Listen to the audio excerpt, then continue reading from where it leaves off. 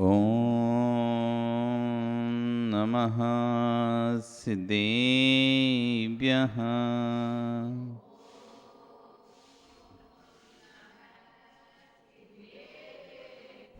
ॐ नमः सिद्धेभ्यः।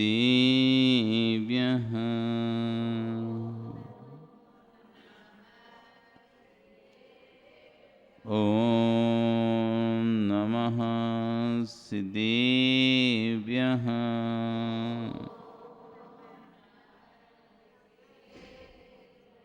तिर्यणि खग्गिणाय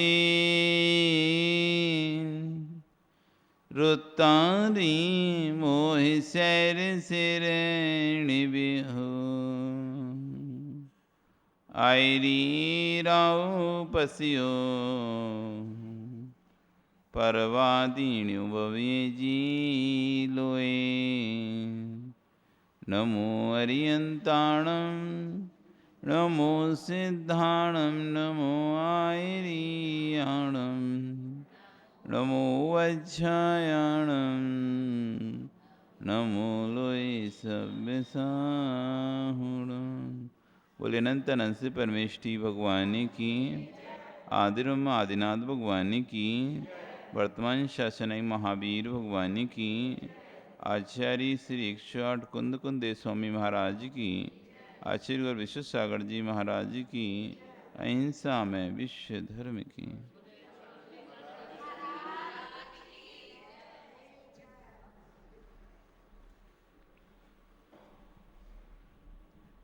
भवबंधु,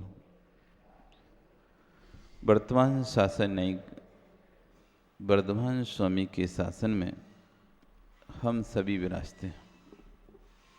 तीर्थंकर जैन देव की पीयूष देशना मनीश्वर जगत कल्याणी है।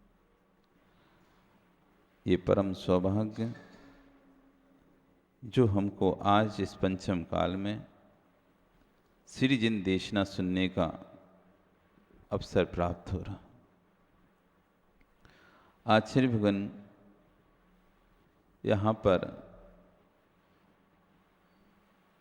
ज्ञाता दिष्टा बनकर रहो, एक शब्द दे रहे हैं। क्या दे रहे हैं? ज्ञाता दिष्टा बनकर रहो। निर्मल, इतना कुछ बिछा होता तब भी तुम अब से अलग से बिछा के बैठे क्यों? इधर बैठ उठ के।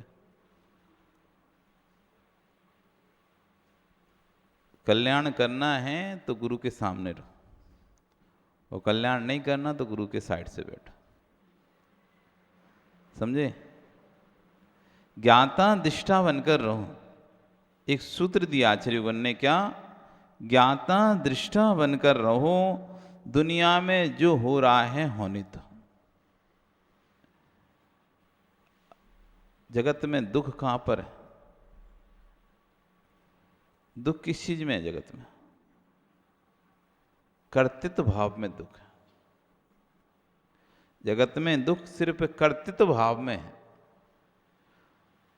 कर्तृत्व भाव जहां पर आ जाता है वहां दुख हो जाता है।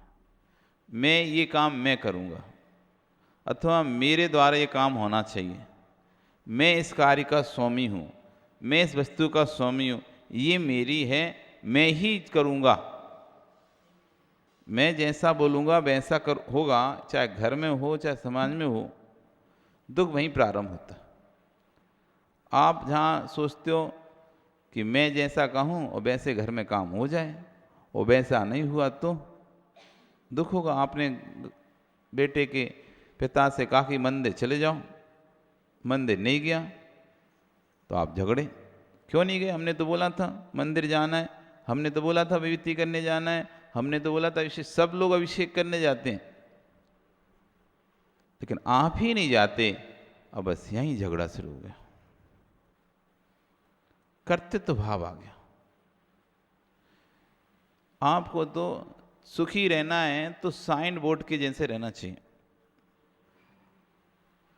रोड पर साइन बोर्ड लगे हुए हैं, दाएं मुड़ने का, बाएं मुड़ने का, स्पीड कम करने का, स्पीड ब्रेकर का, रेलवे फाटक का, अंधा मोड़ है, यू टर्न है, ये सब साइन बोर्ड लगे हुए हैं। ये साइन बोर्ड क्यों लगे हुए हैं? रोड पर ये साइन बोर्ड क्यों लगे हैं? आपको सतर्क करने के लिए, आपको सतर्क करने के लिए कि आगे रेलवे फाटक है, अथवा आगे स्पीड ब्रेकर है, आगे अंधा मोड़ है, आगे एक्सीडेंट प्लेस है, आगे स्कूल है, जिससे कि आप सतर्क होकर अपनी गाड़ी को हिसाब से चलाओ। लेकिन वो साइन बोर्ड जबरदस्ती आपको रोकता नहीं है।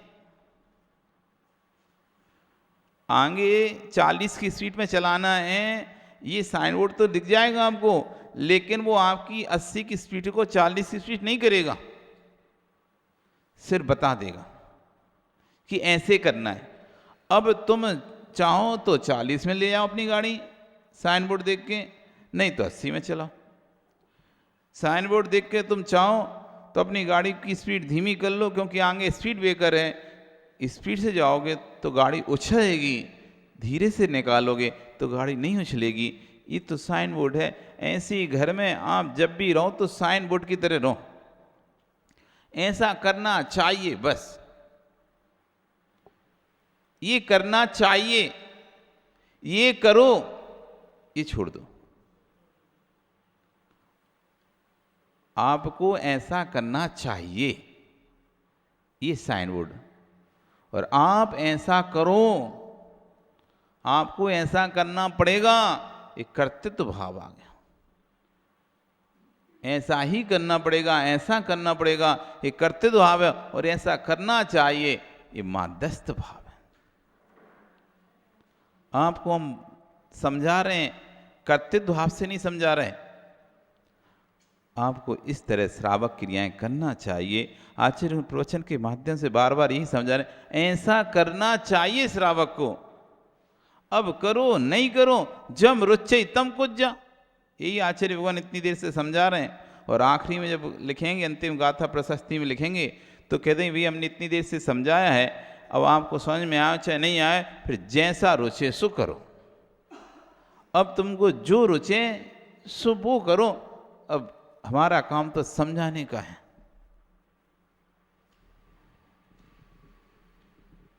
राग करेगा तो बंद करेगा, द्वेष करेगा तो बंद करेगा, परंतु कर कुछ भी नहीं रहा है। आत्मा का त्रैकालिक धर्म है, उसका नाम है ज्ञातादिष्ट। आत्मा का जो धर्म है, धर्म की प्राप्ति के लिए अपन आगे बढ़ रहे हैं। यहाँ पे बताया कि क्रियाओं में धर्म नहीं, और जहाँ धर्म है वहाँ क्रियाएं नहीं। तो धर्म क्या है? तो ज्ञाता दिष्टापने को प्राप्त होना, इसका नाम धर्म है। एक नदी के किनारे जैसे आप बैठ जाते हैं मिंटू, एक नदी किनारे तुम बैठ गए, नदी बह रही है तो तुम बह रहे हो क्या? एक नदी के किनारे तुम बैठ गए हो जाके, नदी बह रही है तो क्या तुम भी बह रहे हो? तुम तो बैठी हो, उसमें लकड़ी भी बह के निकल रही है, उसमें पन्नी भी बह के निकल रही है, उसमें बहुत सारा सामान बह के निकल रहा है। तुम क्या कर रहे हो? सबको जान रहे हो और देख रहे हो। ज्ञाता और दृष्टा, ज्ञाता दृष्टा भाव से ना तो तुम उन्हें पकड़ रहे हो, ना उन्हें जल्दी जल्दी आगे कर रहे हो। जिस गति से वो जा रही हो, अपनी गति से जा रही हैं। आप बैठे बैठे क्या कर रहे हो? बस ज्ञाता दृष्टा बने देख रहे हो। जब ज्ञाता दृष्टा बनकर देख रहे हो, बह रही है तो आपको कोई मतलब नहीं है, रुक गई तो आपको कोई मतलब नहीं है, उस नदी में कोई चीज बह रही है तो आपको कोई मतलब नहीं है, और कोई रुक गई है चीज नहीं बह रही तो आपको मतलब नहीं है। और जहीं तुम कर्ता बन गए उसको पकड़ने के लिए, इसे पकड़ो, इसे चाहिए मुझे, ये चाहिए, तो बस अब उसकी दुख चालू हो गया। अब आप प्रयास कर रहे हो, कोशिश कर रहे हो, कैसे मैं उस वस्तु तक पहुंचूं, कैसे उस वस्तु को मैं प्राप्त करूं। अब आपको छलांग लगानी पड़ रही है, तैरने की कोशिश करना पड़ रहा है, उस तक पहुंचने की कोशिश नहीं तैर पा रहे तो दूसरे को कह रहे तुम लेके आओ उसको, तुम लेके आओ। कहां जा रही है देखकर वहां दौड़ रहे हो उसकी दिशा की ओर आप, कि हम उसको आगे जाके पकड़ेंगे। अभी तक कोई विकल्प नहीं था, जब तक ज्ञाता दृष्टा थे, वस्तु आ रही थी, बह रही थी, आप तो शांति से नदी के पानी को देख रहे थे। तो जब तक व्यक्ति क्रियाओं में उलझा रहेगा तब तक ज्ञाता दृष्टा बन नहीं पाएगा, और जब ज्ञाता दृष्टा बन जाएगा तो वहां तो शांत हाथ पे हाथ धरे। हमारे भगवान हाथ पे हाथ धरे क्यों बैठे हैं? हमारे भगवान आंख पे हाथ धरे क्यों बैठे हैं? जगत के सभी तो कोई आशीर्वाद दे रहा है, कोई भाला पकड़ा है, कोई त्रिशूल पकड़ा है, कोई तलवार पकड़ा है, कोई ग्रंथ पकड़ा है, कोई बीणा पकड़ा है, कोई संपत्ति पकड़ा है, कुछ तो भी है हाथ में। आप देख लो, कोई भी ऐसा जगत का भगवान हो जिसके हाथ में कुछ ना हो। कोई माला लिए, कोई कुछ लिए, कुछ तो लिए है ना। लेकिन ये भगवान वीतरागी अरिहंत प्रभु सर्वज्ञ देव हाथ पर हाथ रखे बैठे। क्यों? क्योंकि सब क्रियाओं से शून्य होकर उन्होंने धर्म को प्राप्त कर लिया है, ज्ञाताधिष्ठा। कृत हो गए। अब ये कृत हो गए, इनको करने के लिए कुछ भी नहीं बचा है। अब तो बस ज्ञाता दृष्टा है। लोग कहते हैं सर्वज्ञ, सब पदार्थों को जानते हैं, सब पदार्थों को देखते हैं। आप भी बोलते नहीं वैसा?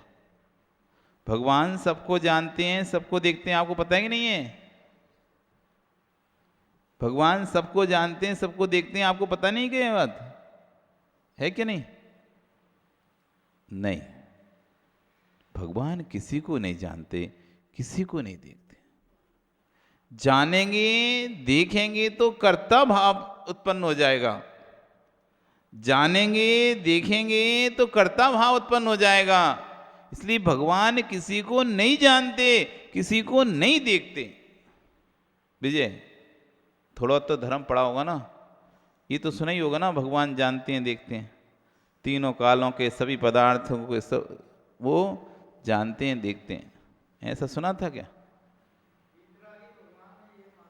हाँ, भगवान वीतरागी हैं, सर्वज्ञ भी तो हैं, हितोपदेशी तो हैं, तीन लक्षण से युक्त है ना भगवान। वीतराग, सर्वज्ञ, हितोपदेशी। वीतराग यानी राग से रहित हैं, सर्वज्ञ यानी तीनों कालों के सही चराचर पदार्थों को जानते हैं, एक साथ देखते हैं, इसलिए सर्वज्ञ हैं। और हित को उपदेश देते हैं, इसलिए हितोपदेशी हैं। पर हम तो उल्टा ही कह रहे हैं, हम तो कह रहे हैं भगवान किसी को जानते नहीं है, देखते नहीं है। वो तो किसी को जानते ही नहीं है, किसी को देखते नहीं है, क्योंकि जानने देखने की जो क्रियाएं होंगी उसमें कर्तव्य भाव होगा। जानने देखने की जो भी क्रिया होगी उसमें क्या होगा? कर्तव्य भाव होगा। और भगवान कर्तव्य भाव से रहित हो चुके हैं।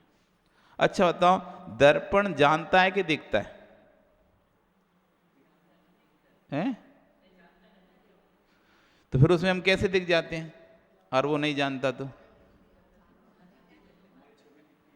हाँ, तो कैसे दिख जाती? वो नहीं जानता होता तो हम कैसे दिख जाते? दर्पण जानता है कि नहीं? देखता है कि नहीं? क्यों नहीं देखता, क्यों नहीं जानता? अरे देखे जाने नहीं तो हम कैसे उसमें दिख जाएं?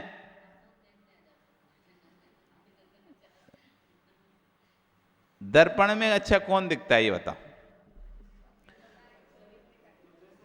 निर्मल, तुम दर्पण के सामने गए तो कौन दिखेगा दर्पण में? हैं? तुम दिखोगे? तो तुम दर्पण में गए या दर्पण तुम में आया?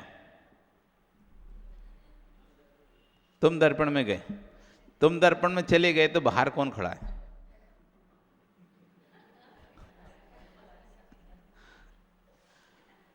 तुम दर्पण में गए, सुरेंद्र, दर्पण तुम में आया। मंत्री हो, सोच समझ के बोलना। समाज ने तो मंत्री तो प्रसिद्ध है, जगत में जितने ही मंत्री तो बड़े बुद्धिशाली ज्ञानी जीव होते हैं। राजाओं के ही मंत्री होते थे नहीं होते? राजाओं के मंत्री होते थे। एक बार एक राजा ने दूसरे राज्य पे आक्रमण करने की सोची।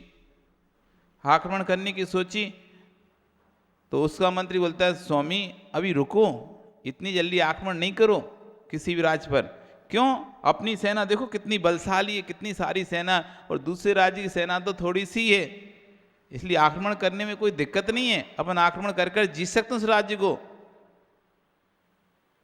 तो राज मंत्री कहता है नहीं स्वामी, आपकी गलत धारणा है, गलत धारणा है, आप कुछ दिन रुकिए, मैं बताता हूं आपको।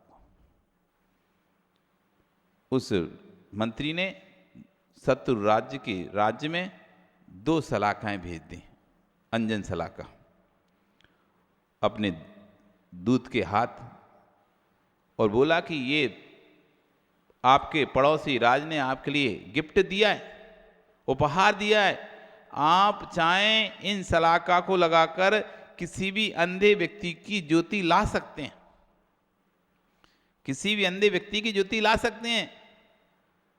उस राज्य में एक वृद्ध मंत्री था जिसकी आंखों की ज्योति चली गई थी, लेकिन बहुत राजा की उसने सेवा की थी।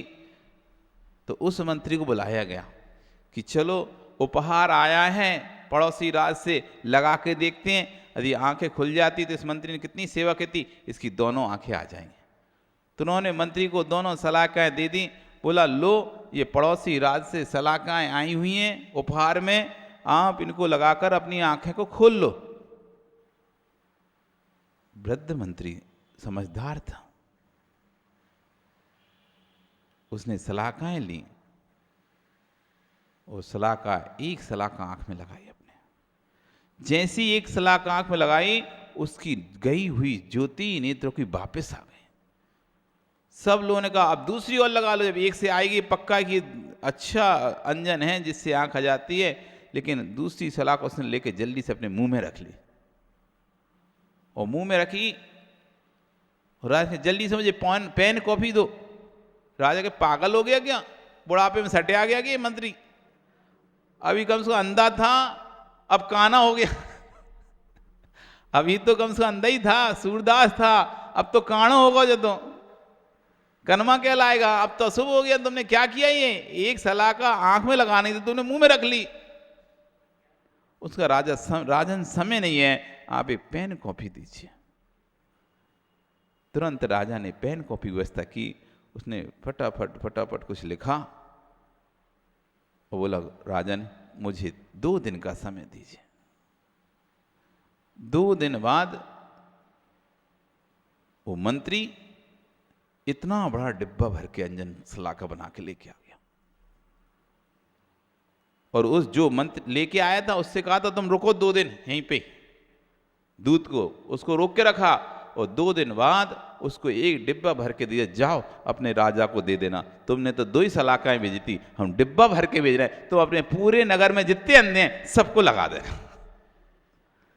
जब वो वापिस लेके गया डिब्बा, तब उसके मंत्री ने कहा देखो राजन, जिस नगर का मंत्री इतना होशियार है, चतुर है कि 2 सलाखा के बदले में डिब्बा भरकर भेज दिया उसने, जबकि उसके पास तो कोई फॉर्मूला नहीं था ना,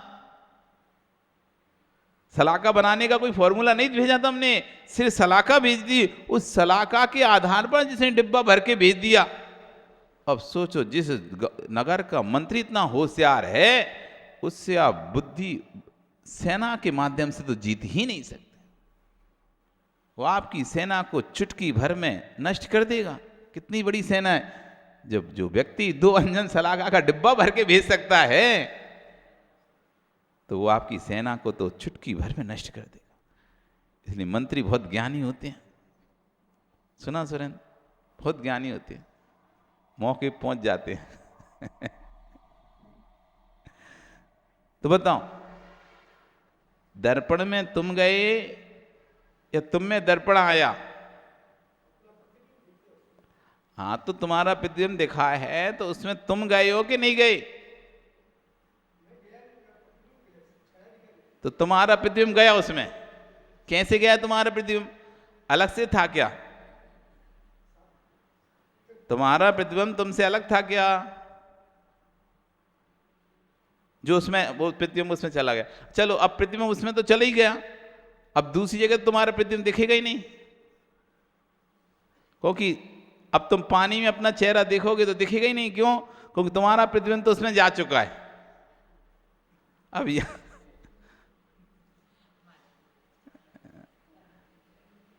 अब बताओ कौन गया चेहरे उसमें, दर्पण में? तुम गए, तुम्हारा प्रतिबिंब गया, अथवा दर्पण तुम में आया? क्या हुआ है? आप दर्पण में क्यों दिखाई दे रहे हो? दर्पण में आप दिखाई क्यों दे रहे हो? आप उसके अंदर गए या वो आपके अंदर आया? फिर दिखाई कैसे दे रहे? दर्पण में फिर दिखाई कैसे दे रहे? ना तुम उसके अंदर गए, ना वो तुम्हारे अंदर आया, तब भी तुम दर्पण में दिखाई दे रहे हो। क्यों है?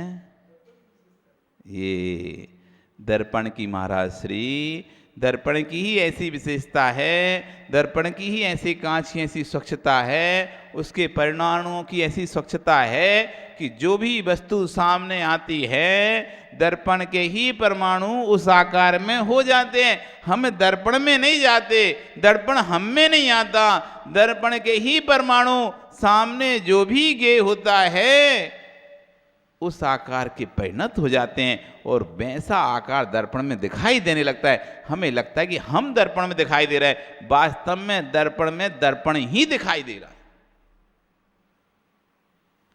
हम दर्पण में नहीं दिखाई दे रहे, दर्पण के ही परमाणु दर्पण में ही दिखाई दे रहे हैं। सामने जैसा गे था वैसे दर्पण के जो स्वच्छ सफेद परमाणु थे, हरे नीले पीले, वैसे बन गए हैं। नीला कलर ला के दर्पण के सामने किया तो परमाणु नीले हो गए, पीला लगाया तो पीले हो गए, काला आया तो काले हो गए। दर्पण के ही परमाणु अपने में परिणत हुए हैं। ना तो हम दर्पण में गए थे, ना दर्पण हम में आया था। आया कुछ समझ में? आया समझ में विजय जी? दर्पण में ही ऐसी स्वच्छता है, दर्पण में ही ऐसी निर्मलता है कि जो भी वस्तु सामने जाती है दर्पण उसका आकार धारण कर लेता है, उसके परमाणु उसके आकार रूप हो जाते हैं, इसलिए लगता है हम दर्पण में दिखाई दे रहे हैं। ऐसी भगवान के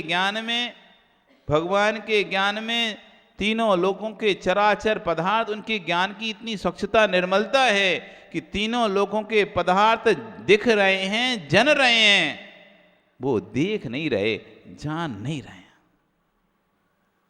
उनके ज्ञान में स्वतः ही तीनों लोकों के चराचर पदार्थ दिख रहे हैं, जन रहे हैं, पर वो किसी भी पदार्थ को देख नहीं रहे हैं, जान नहीं रहे हैं। वो तो नासा दृष्टि हाथ पर हाथ रखे बैठे हुए हैं। ज्ञाता दृष्टा भाव है, ज्ञाता दृष्टा भाव। वो किसी वस्तु को जान नहीं रहे, किसी को देख नहीं रहे, सभी वस्तुएं जन रही हैं, उनके ज्ञान में दिख रही हैं। ये उनके ज्ञान की स्वच्छता है। हमें जानना पड़ता है, हमें देखना पड़ता है। हम छद्मस्त हैं, हमारे ज्ञान में इतनी निर्मलता नहीं है कि अपने आप जन जाए, अपने आप दिख जाए। हमें चला के जानना पड़ता है, चला के देखना पड़ता है, तब जाके हमको जनता है, दिखता है।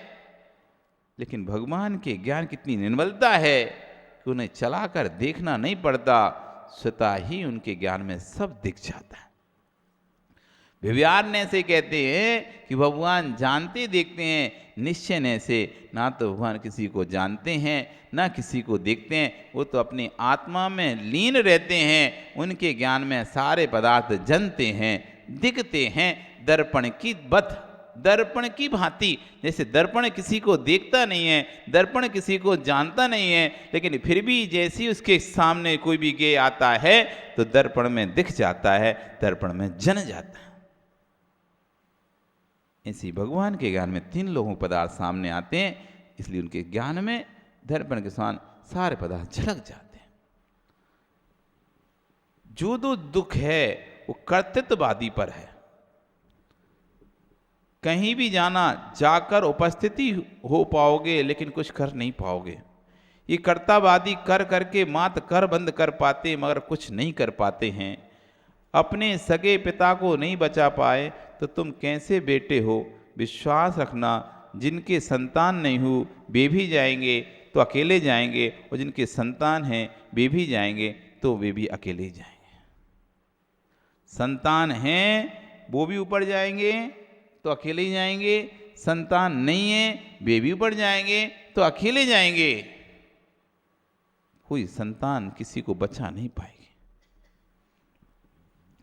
तो अपने चेहरे को बचा नहीं पाए, अपने चेहरे को ठीक नहीं रख पाए, जिसके चेहरे तो दूसरों के चेहरों को क्या बचा पाओगे। जब आप अपने स्वयं के शरीर के परिणमन को नहीं रोक पा रहे, अरे दूसरे कर्ता बने फिर रहे हैं कि दूसरा हमारे हिसाब से चले। तुम्हारा शरीर तुम्हारे हिसाब से नहीं चल रहा, फिर दूसरे का शरीर तुम्हारे हिसाब से कैसे चलेगा। जब हमारा शरीर ही, दिलीप तुम्हारा ही शरीर जब तुम्हारे हिसाब से नहीं चल रहा है, उसे जैसा चलना है वैसा चलता है। तुम कितना भी कहो कि बूढ़ा ना हो शरीर, तुम कितना भी चाहो कि शरीर बूढ़ा ना हो, तो क्या शरीर बूढ़ा नहीं होगा। तुम कितना भी चाहो शरीर पर, चेहरे पर झुर्रियां ना आए, तो क्या झुर्रियां आना रुक जाएंगी। तुम्हारे चाहने से इस शरीर का परिणमन रुक जाएगा क्या। तुम कितना भी क्रीम पाउडर लगाओ, कितने भी अच्छे से रहो, कितने भी टिप टॉप रहो, लेकिन शरीर का परिणमन तो चलेगा, और एक दिन सबके चेहरे पर मुरझाना आएगी। कितने भी चेहरा खिला हो, कितना भी चेहरा खिला हो, लेकिन समय के अनुसार सबके चेहरों पर झुर्रियां आ ही जाती हैं। आम नया जब पकता है एकदम कितना अच्छा लगता है, लेकिन थोड़े समय धीरे धीरे रखे रहने दो, बासा हो गया। सब्जी ताजी लाते हो बासी लाते तुम लोग। ताजी लाती हो ना, कितनी सुंदर लगती ताजी सब्जी जब लेके आती हो तो कितना मनमोहक रहता है। वो वही सब्जी 2 दिन रखे रहने दो, फिर आपको सुहाती नहीं है, ये बासी सब्जी फेंको, इसको नहीं खाओ, ताजी लेकर आओ। तुम कितना भी फ्रिज में रख दो तब भी तुम उसके परिणमन को रोक नहीं पाओगे। तुम सोचो कि हम फ्रिज में रखते रहे और फ्रिज में रखे रहेंगे तो वस्तु अच्छी बनी रहेगी, नहीं, तब भी परिणमन चलेगा। अपने आप फ्रिज में रखी रखी तुमको बासी दिखने लगेगी, दिखेगी नहीं दिखेगी। जब तुम एक पुद्गल के परिणमन को नहीं रोक पा रहे, अपने शरीर के परिणमन को नहीं रोक पा रहे, तो फिर क्या दूसरे चेतन के परिणमन को रोकने का भाव करते हो कि मेरे हिसाब से चले।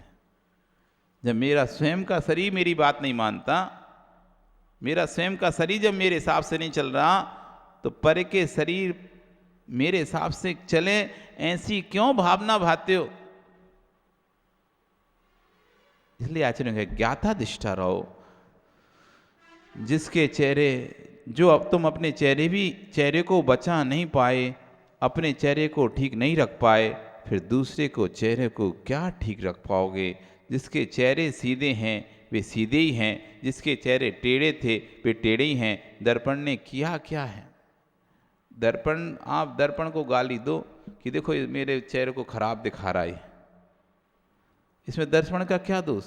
आपका चेहरा टेढ़ा होगा तो दर्पण टेढ़ा दिखाएगा, आपका चेहरा सीधा होगा तो दर्पण सीधा। दर्पण से तो चेहरा टेढ़ा या सीधा नहीं हो रहा, दर्पण में दिखने से चेहरा गोरा काला नहीं हो रहा। दर्पण मध्यस्थ है, चाहे चेहरा टेढ़ा हो तब भी उससे कोई फर्क नहीं पड़ता, चाहे चेहरा सीधा हो तब भी कोई फर्क नहीं। ज्ञानियों, ज्ञाता दिष्टा बनकर रहो। दुनिया में जो हो रहा है होने दो, मैं तो जो हूँ सो हूँ। संसारातीत होना चाहते हो तो ऐसा सोचना, और संसार में रहना चाहे तो जैसा तुम सोचते हो वैसा सोचना। दोनों बातें कहते हैं। यदि संसारातीत होना चाहते हैं तो आचार्य भगवान जैसा कह रहे हैं वैसा सोचो, और संसारातीत नहीं होना चाह रहे हैं तो जैसा तुम सोचते आए हो आज तक वैसा सोचो। दूसरे कर्ता बने रहो। समय सारजी में आचार्य अमृतसेन स्वामी ने रागियों को प्राचार्य लिखा है, गृहस्थों को क्या लिखा है, प्राचार्य। प्राचार्य समझते हैं? स्कूल में नहीं गए क्या कभी? प्राचार्य नहीं होते थे वहाँ पे क्या? अध्यापक होते थे, प्राचार्य होते थे, होते नहीं होते?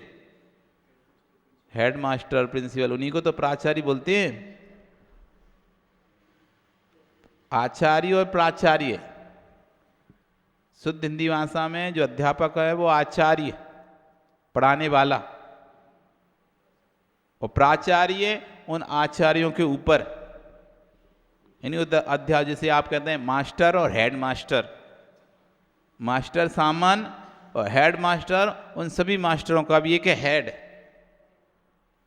जो सब पे मास्टरों पे कंट्रोल करके रखता है, जो उनसे अधिक बुद्धिशाली होता है, उनसे अधिक ज्ञानी होता है, उनसे अधिक जिसके पास पावर होती है, वो हो गया हेड मास्टर। ऐसी आचार्य और प्राचार्य, प्रकृष्ट आचार्य, आप तो गृहस्थी के कार्यों के प्राचार्य हैं। 5 पापों को कैसे करना चाहिए मिंटू अच्छे से आता ही नहीं आता? कैसे झूठ बोलना है, कैसे चोरी करना है, कैसे मायाचारी करना है, कैसे छल-कपट करना है, कैसे लोगों को पागल बनाना है, कैसे अपना काम निकलवाना है, कैसे दूसरों का काम बिगाड़ना है, कैसे अपना काम बनाना है, इसके प्राचार्य हैं कि नहीं आप लोग? नहीं है क्या? अच्छे से आता ही नहीं आता ये बात? किसकी टोपी किसके सर पहनाना है, हल लगे ना फिटकरी, रंग छुखो आ जाए, पता भी नहीं चले और काम भी हो जाए, इस कार्य के प्राचार्य हो कि नहीं आप लोग? नहीं हो? आप प्राचार्य हो, प्राचार्य। 5 पापों के प्राचार्य, आप प्राचार्य। आपसे अच्छा कौन जानेगा उन 5 पापों को? कौन करेगा इन 5 पापों को? तो अंदरसन स्वामी ने कहा है कि जगत के जो रागी जीव हैं वो तो प्राचार्य, प्राचार्य 5 पापों को कैसे करना पड़ता है, छल कैसे करना पड़ता है, इन सब में सब ग्रस्त स्नातक हैं। डिग्री होल्डर हो सब लोग, अनपढ़ नहीं तुम लोग, पढ़े लिखे एकदम, डिग्री मिली आप लोगों सबको, डिग्री, स्नातक हो, और कुछ कुछ ज़्यादा हो जाते हैं स्नातकोत्तर हो जाते हैं। समझ रहे हो? स्नातक, स्नातक कैसे कहते हैं? हिंदी सब समझते हो? स्नातक, ग्रेजुएट, स्नातकोत्तर समझते हो? स्नातकोत्तर, पोस्ट ग्रेजुएट, स्नातक हो आप। आचार्य बोल करें यहाँ पे आप 5 पापों के स्नातक हैं, और कोई विशेष बुद्धि हुई तो स्नातकोत्तर हो गया, वो पोस्ट ग्रेजुएट हो गया 5 पापों में, एक तो ग्रेजुएट और एक पोस्ट ग्रेजुएट। जिस विषय में पूर्ण अज्ञान, जिस विषय में साधु लोग पूर्ण अज्ञानी होते हैं, उस विषय में आप लोग प्राचार्य होते हैं। जिस विषय में साधु लोग अज्ञानी होते हैं, उस विषय में आप पूर्ण प्राचार्य होते हैं। कैसे बनाना है, कैसे बिगाड़ना है, ये आपको अच्छी तरह से आता है। जगत के प्रपंच के लिए प्राचार्य हैं, और आत्महित के लिए आप सुन्न हो। लेकिन जो साधु हैं वो आत्महित में प्राचार्य होते हैं, और जगत के प्रपंचों से सुन्न होते हैं। जगत के प्रपंचों में ज्ञाता दिष्टा भाव से जीते हैं। तुम्हें जो दिखाए सो करो, और आत्मज्ञान में प्राचार्य होते हैं, उत्कृष्टता को प्राप्त करे होते हैं। बारीकी से एक एक पदार्थ को, एक एक विषय को जानते हैं। इसलिए आत्मज्ञान के प्राचार्य होते हैं साधु लोग, वो पर पंचों से सुन्न होते हैं।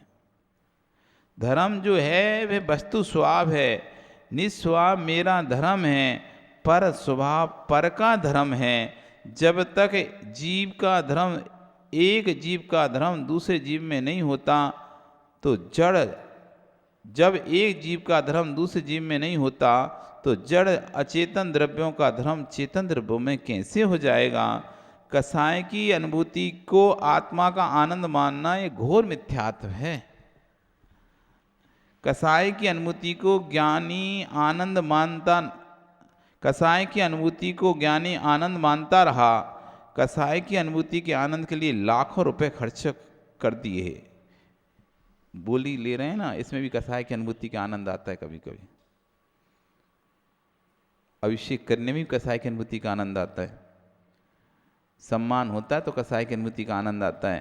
आंख बंद करके आप बैठे हुए हो तो यहाँ भी कसाय की अनुभूति का आनंद चल रहा होगा कहीं ना कहीं, कि चलो अपने घर में सब है, लोग अपने इतना पूछते हैं, इतना मानते हैं, शांति से बैठे रहो। इतना सम्मान है जगत में अपना, लोग अपना इतना पूछते हैं, सम्मान देते हैं, इसलिए गुस्सा नहीं करना, शांति से बैठो। और वो लोग जय जयकार कर रहे हैं, उसमें आनंद आ रहा है, इसमें भी कसाय का आनंद चल रहा है। सूक्ष्म है जैन दर्शन, सूक्ष्म है बहुत जैन दर्शन। आपने कोई कार्य किया, कोई कार्य कर दिया और अब आपका सम्मान हो रहा है, आप आनंद, आहा, देखो कितना सम्मान चल रहा है। अब आपको मान कसाय का आनंद आ रहा है, मेरा सम्मान हुआ, मेरा सम्मान हुआ, और आप शांति से बैठे हुए हैं। जिसका सम्मान नहीं हुआ वो अंदर ही अंदर, देखो किया हमने, वो माला पहनने आ गई है। अरे भागा दौड़ी की हमने, पैदल चले हम, वो माला पहनने आ गई है। अब वो एक को आज लो शांत बैठा है, उसको सम्मान हो गया, उसका आनंद चल रहा है, एक के अंदर अंदर संकल्प विकल्प कर रहा है कि हमने किया और इसको मिला। एक आनंद जो आ रहा है, शांति से बैठा हुआ व्यक्ति, वो कसाय के आनंद बैठ रहा है। सम्मान हो गया ना, इसलिए। और नहीं होता सम्मान तो अभी चिल्ला चोट करता। एक व्यक्ति शांत बैठा हुआ है तो ये देखना चाहिए शांत क्यों बैठा है। इसकी इच्छा की पूर्ति हो गई इसलिए शांत बैठा है, यह स्वभाव इसका शांत बैठने का है। दो प्रकार से व्यक्ति शांत बैठता है। आपकी इच्छा की पूर्ति होती रहती है तो आप शांत बैठे रहते हो, या फिर आपका स्वभाव ही शांत रहना होता है। एक तो स्वभाव से ही व्यक्ति शांत होता है, मतलब नहीं होता तुम कितना भी कुछ करते रहो, उससे कोई मतलब नहीं, शांत स्वभाव है। और एक व्यक्ति इच्छाओं की पूर्ति होती रहती है इसलिए शांत बैठा हुआ। घर में सब कुछ तुम्हें हाथों हाथ मिल रहा है और तुम गुस्सा नहीं करते, बिल्कुल ही चिल्ला चोट नहीं करते, क्योंकि बहुएं खड़ी हुई हैं, पत्नी खड़ी हुई हाथ में लेके, बेटे सब कार्य के लिए कर रहे हैं, तो हर चीज़ आपके मन माफिक चल रही है और आप बिल्कुल गुस्सा नहीं कर रहे, शांत रह रहे हैं, तो इसमें आप कोई शांतिलाल नहीं बन गए। इससे कोई आपके शांत बने का प्रमाण पत्र नहीं मिल गया। जब विषमताएं खड़ी हों तो कोई बात ना माने, उसमें भी यदि आप शांत रहो तब कहेंगे आपका स्वभाव शांत। तब तक कोई स्वभाव शांत नहीं कहलाए। समताएं हैं, लोग चार तरफ सेवाओं में लगे हुए हैं, वो व्यक्ति शांत बैठा रहता, कुछ भी नहीं बोलता, तो उनके तो कितना शांत स्वभावी। नहीं, अभी शांत स्वभावी मत समझो इसे शांत स्वभावी तब समझना जब सारी व्यसनताएं चारों तरफ से घेरे खड़ी हों, तब भी इसके चेहरे पर सल्ल ना आए, तब कहलाया गया व्यक्ति शांत स्वभावी है।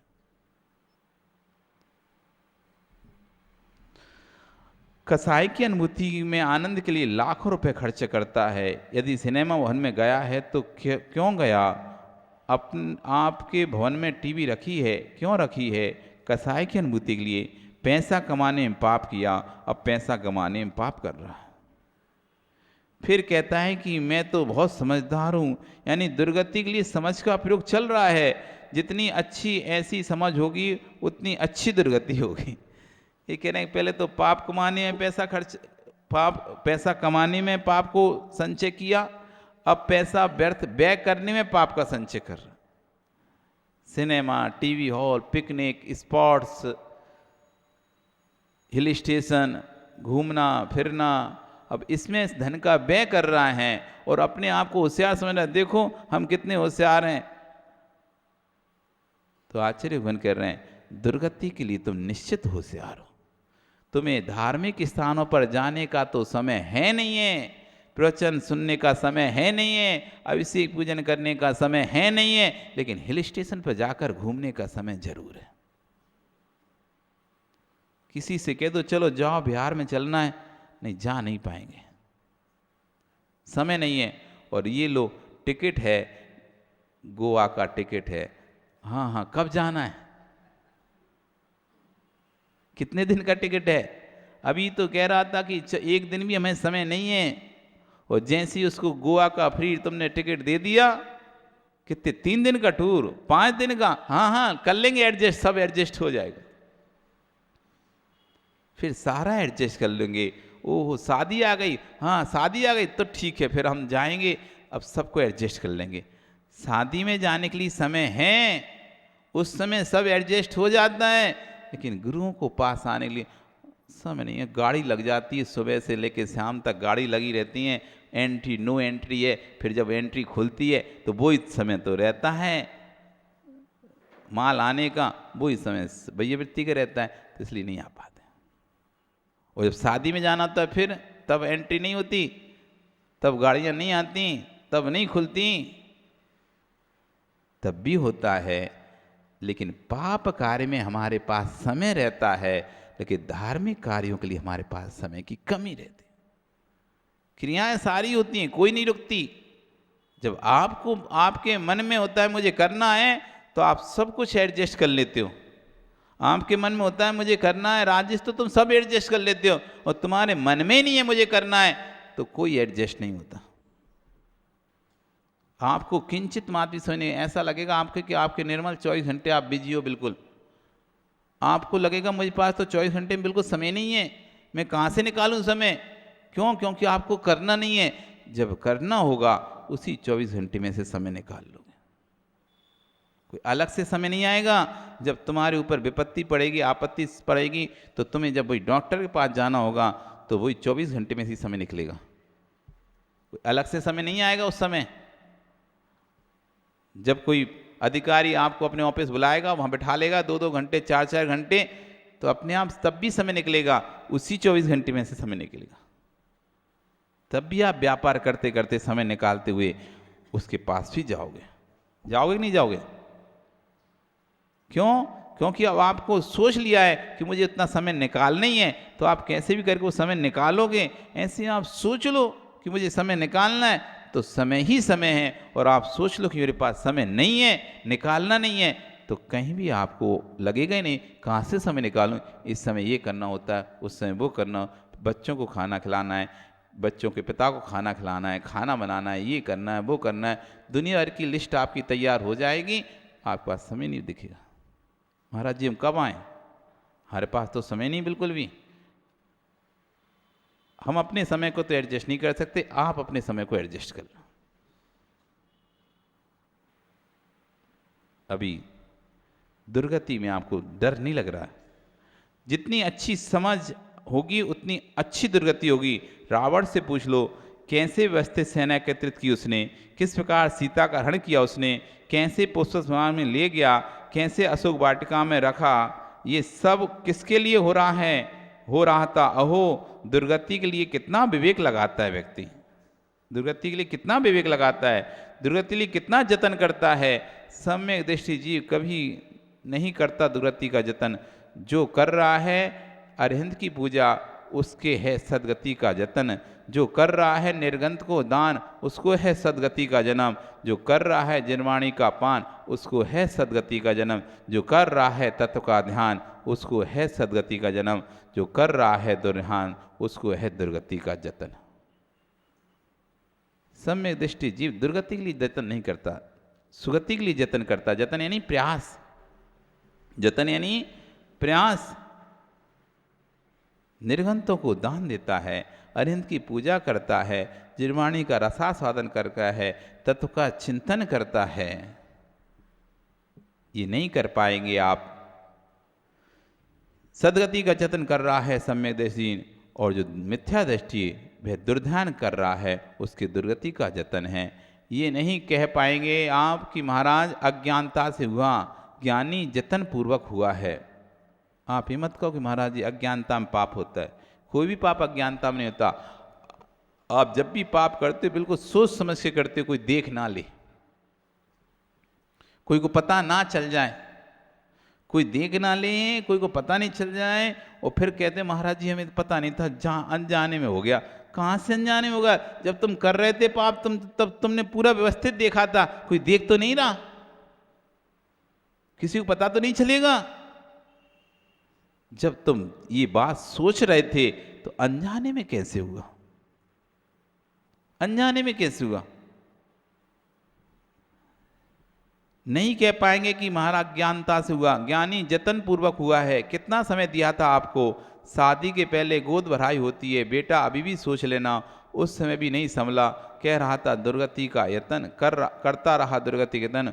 पूरा मूलाचार में संपूर्ण आचार रांग मात में एक सूत्र है, कदम चरे कदम चिट्टे कदम मासे कदम संयम कथम मुस्सेज भासे जम कथम पापम न बंजती। कैसे चलें, कैसे बैठें, कैसे बोलें, कैसे खाएं, कैसे सोएं जिससे पाप का बंध ना हो। तो तर आचार्य भगवान ने कहा, ददम चरे ददम चिट्ठे जद मासे जदम सये जद भूसे भासे ज एवं पापम न बज्जति। यत्नपूर्वक चलो, यत्नपूर्वक बैठो, यत्नपूर्वक बोलो, यत्नपूर्वक खाओ, यत्नपूर्वक सो, जिससे कि पाप का बंध ना हो। अब कोई पूछे कि कैसे बचें पाप के बंध से, तो आचार्य भगवान कह रहे हैं यत्न पूर्वक चलो, यत्न पूर्वक बैठो, यत्न पूर्वक बोलो, यत्न पूर्वक खाओ, यत्न पूर्वक सो, जिससे कि पाप का बंध नहीं होगा। अब देख लो आपको यत्न किस में करना है? पाप क्रियाओं में यत्न करना है या पुण्य क्रियाओं में यत्न करना है? बुंदेलखंड में कहते हैं कि स्वान भी पूछ हिलाकर बैठता है। बुजुर्ग कहते थे अपने बच्चों से, बेटा यत्न पूर्वक बैठो, स्वान भी पूछ हिलाकर बैठता है। इसलिए दिगंबर मुनि के हाथ में पिछिका होती है, वे मार्जन करके बैठते हैं। हॉस्पिटल में जितने भी रोगी घूम रहे हैं वे सब बिना यत्न का जीवन जिए इसलिए घूम रहे हैं। यत्न पूर्वक जियो तो कभी वैद्य से ना मिलना पड़ेगा। ज्ञाता दृष्टा स्वरूप हम देख ही पाओगे, जान ही पाओगे, लेकिन कुछ नहीं कर पाओगे। किस किस के लिए रोगे? ये पर्याय रोने के लिए मिली है क्या? आज से ही सुख में जीवन जीना प्रारंभ करो और जगत के कर्तृत्वपना को छोड़ दो। आयु के जितने निषेक, जितने शेष हैं, जगत कर्तृत्व छोड़कर आत्म कर्तृत्व में यत्न करना प्रारंभ करो। जो संसार विषय सुख होता तो तीर्थंकर क्यों त्यागे? इस संसार में सुखी होता तो तीर्थंकर परमेष्टि क्यों संसार को त्यागते, उसी सुख को भोगते। उनको जब ऐसे पुण्यात्मा को जब ये बात पता चल गई कि सुख नहीं है तो उन्होंने छोड़ दिया। तो हम किस सुख के लिए भाग रहे हैं? जब संसार में सुख ही था तो तीर्थंकर ने क्यों त्यागा? आपको तो सूखी रोटी खाने को मिलती है, जबकि तीर्थंकर को तो स्वर्ग से भोजन मिलता था प्रतिदिन। तीर्थंकर जब तक गृहस्थ अवस्था में रहते हैं अपने माता पिता के घर का भोजन नहीं करते। तीर्थंकर भगवान के लिए सौदर में प्रतिदिन नए नए ड्रेस लेकर आता है, नए नए कपड़े लेकर आता है, लेकिन तब भी उनको समझ में आ गया था ये स्वर्ग की मिठाई मोक्ष की मिठाई नहीं है। वर्तमान भरत क्षेत्र में इस दुष्म काल में जो प्रचुर जीव हैं वे आत्रोध ध्यानी हैं, अर्थात इनकी संख्या प्रचुर है। सोचिए कितनी समाज होती हैं नगर में, परंतु मंदिर कितने आते हैं? समाज कितनी होती है नगर में, लेकिन मंदिर कितने आते हैं? अब यहीं देख लो कितने लोग मंदिर आ रहे हैं। 50 लोग ज़्यादा से ज़्यादा, 50 लोग ज़्यादा से ज़्यादा। तत्व कितने, और मंदिर आते हैं तो तत्व कितने सुनते हैं? सभी लोग तत्व नहीं सुनते, दर्शन करके चले जाते हैं। मंदिर कितने आते हैं, तत्व कितने सुनते हैं? तो क्या तत्व सुनने माँ से दुर्ध्यान दूर हो जाएगा? हृदय टटोल कर पूछ लो, पूरी पर्याय में मंदिर आकर भी उन क्षणों में हमने क्या किया है? हम मंदिर आते भी हैं तो मंदिर आके हमने क्या किया है? यहाँ भी आकर हम राजनीति को नहीं छोड़ पाते, एक दूसरे की क्लेश भावना को, द्वेष भावना को नहीं छोड़ पाते।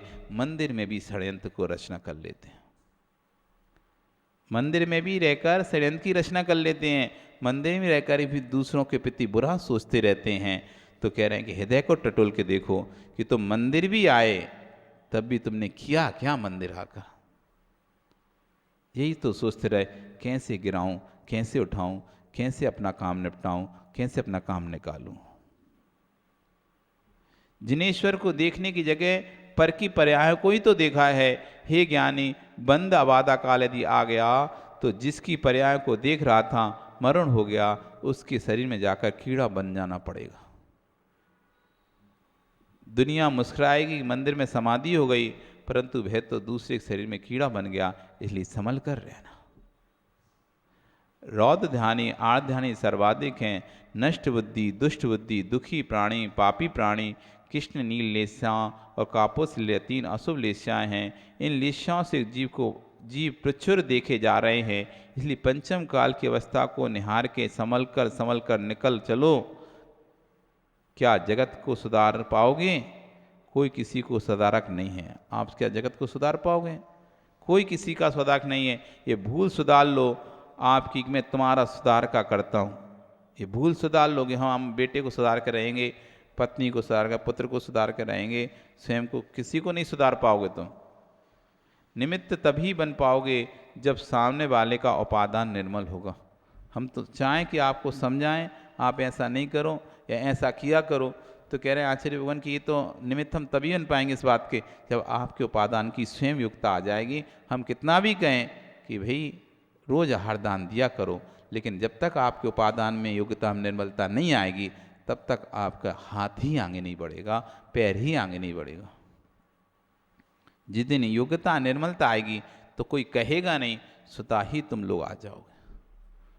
जब तक स्वयं में योग्यता नहीं है तो कितना भी निर्मल कहें हम, पर तुम नहीं दे पाओगे यार। ना विमल दे पाएगा ना तुम दे पाओगे। और जब योग्यता आ जाएगी तो विनोद भी आ जाएंगे कपड़ा पहन के, और विजय भी आ जाएंगे, और राजेश भी आ जाएगा। लेकिन तब तक नहीं आ पाओगे तुम जब तक योग्यता नहीं है तुम्हारी स्वयं के पुण्य की।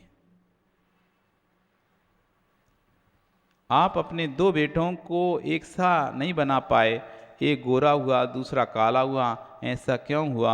एक मुनि बन गया, दूसरा संसार भोगों में लीन हो गया। इसलिए भाव छोड़ दो कि मैं जगत का करता हूँ। आप जगत को बता तो पाओगे, बदल नहीं पाओगे। किसी को मत देखना। पर की सफाई करते करते बहुत दिन हो गए, अब निज की सफाई करना प्रारंभ करो। पर की सफाई करते करते, घर की सफाई करते करते बहुत समय हो गया, अब निज घर की सफाई करना प्रारंभ कर दो। पंचम काल में और भी कुछ है।